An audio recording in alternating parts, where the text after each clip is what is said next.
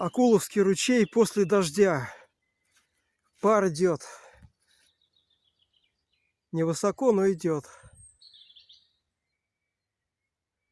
Необычная картина. Я такой пар никогда еще здесь не наблюдал.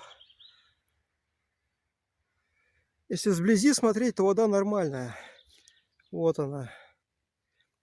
А вдали идет пар.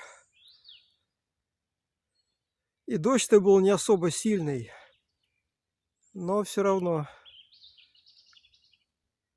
Вот такая картина.